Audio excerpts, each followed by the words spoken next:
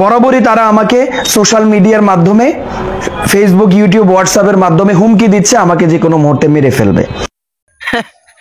Centre বার আব্দুল্লাহ, এরে তোরে নোয়াখালীর মানুষ গনে নিয়ে আনে, তুই যে ছাগলের 3 নাম্বার বাচ্চা, তুই বাইরে লই বেলাই তুই মনে কর না এসব ফাঁদি রেখছস।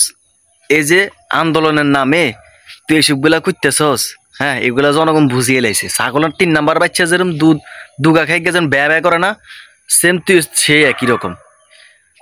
তুই অন কোনো জায়গায় কোনো সাপোর্ট পাইতেছস না, এলে আন্দোলনের ভিতরে ঢুকছস, ঢুকি তোর ফেসটা আরো প্রমোট করতেছস, বাড়াইতেছস, আর মানুষের বিরুদ্ধে কইতেছস, নোয়াখালীর বিরুদ্ধে কইতেছস।